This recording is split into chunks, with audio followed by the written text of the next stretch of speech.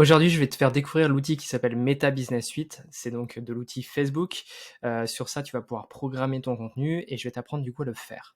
Le premier truc à faire, c'est d'aller sur ta page Facebook dans l'onglet Gérer la page et après cliquer sur Meta Business Suite.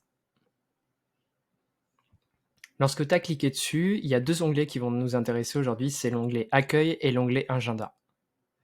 Si tu cliques sur Agenda, tu vas pouvoir avoir un aperçu de tout ce qui a été publié sur ton compte. Donc si par exemple, tu vois, je vais dans Moi, je vais voir tout ce qui a été balancé dans le mois. Et dessus, tu vois, il y a des petites cartes et si tu cliques dessus, tu vas pouvoir avoir toutes les informations, toutes les statistiques sur ce post. Donc c'est assez utile pour savoir voilà, le nombre de likes, le nombre de commentaires que ça a généré et le nombre de comptes que tu as touché avec cette publication. Comme tu peux le voir ici, il y a un onglet qui s'appelle Moments et ça c'est du coup c'est des dates clés qui vont revenir. Par exemple, ça peut être des événements comme Noël, comme le jour de l'an, comme des dates clés, voilà. Et après, tu peux rajouter un événement marquant. Ce que je te conseille dans cette zone-là, c'est de rajouter par exemple l'ouverture de ton business, l'ouverture de tes chambres d'hôtes, voilà, rajouter des éléments clés dans ton histoire d'entreprise. Revenons à l'onglet Accueil. Ici, du coup, ce que j'aime bien faire, c'est publier à partir de cet endroit-là. Pourquoi? Parce que le bouton est assez gros et parce que c'est le premier truc sur lequel tu arrives quand tu ouvres Meta Business Suite, pardon. Donc si tu cliques là-dessus, tu vas arriver sur un éditeur de publication. Le premier truc à savoir, c'est que tu peux publier dans plusieurs endroits à la fois. Donc moi, je le publie à la fois sur Facebook et à la fois sur Instagram. Comme tu peux le voir, en fait, on peut rajouter aussi des groupes auxquels appartient la page. Des fois, il y en a qui bloquent cet accès-là, donc c'est possible que tu ne l'aies pas. Ensuite, tu vas fonctionner comme si tu faisais une vraie publication sur Facebook ou sur Instagram. Tu vas sélectionner une de tes photos. Ensuite, tu vas rédiger le texte que tu veux. De mon côté, j'utilise des applications type Notion pour écrire mon contenu. Donc à ce moment-là, tu as juste à copier-coller.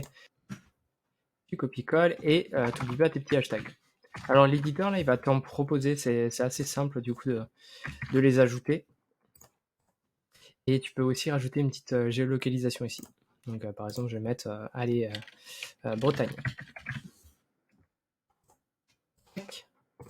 Une fois que ta publication est prête avec les photos, tu peux en ajouter plusieurs aussi, tu peux ajouter des vidéos également, et que ton texte est écrit, il te reste juste une chose à faire, c'est cliquer sur programmer.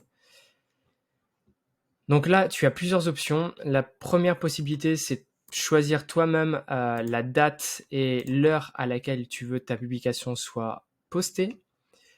Tu peux choisir des dates différentes sur Facebook et sur Instagram. Pourquoi? Parce que du coup, ton audience n'est pas active au même moment sur Facebook et sur Instagram. Ça te permet de faire du décalage de posts et donc du coup de toucher les deux audiences à deux différents moments. Tu vas également retrouver le bouton moment où votre audience est la plus active. Ça rejoint un peu ce que je t'ai dit. Sauf que là, c'est l'outil qui va te les proposer en fonction des statistiques qu'il possède. Donc par exemple, si aujourd'hui je vais publier sur Facebook, le meilleur moment c'est de le faire à 20h et sur Instagram, tu vois, aujourd'hui c'est 16h. Une fois que j'ai fait ça, je clique sur enregistrer. Voilà pour les petits conseils que je pouvais te donner pour utiliser cet outil, donc Meta Business Suite, qui est gratuit. Il est assez bien foutu, donc franchement, je te le recommande vivement. Ça te permet de voir l'entièreté de ton compte, que ça soit sur Facebook et sur Instagram, de planifier simplement tes publications, de les retrouver également via l'agenda, du coup d'avoir des statistiques qui sont en temps réel. Donc c'est vraiment, vraiment très chouette. Tu as d'autres onglets, je ne les présenterai pas aujourd'hui parce que c'est pas l'objectif de cette vidéo et de l'épisode du podcast que je viens de te partager. Donc c'est l'épisode 32. Dans cet épisode, je te présente les avantages de programmer, mais aussi les inconvénients de le faire. Voilà, je te laisse l'écouter. Je te mets le lien de l'épisode en description. Et je te dis surtout à très vite et bonne programmation. Allez, à plus tard.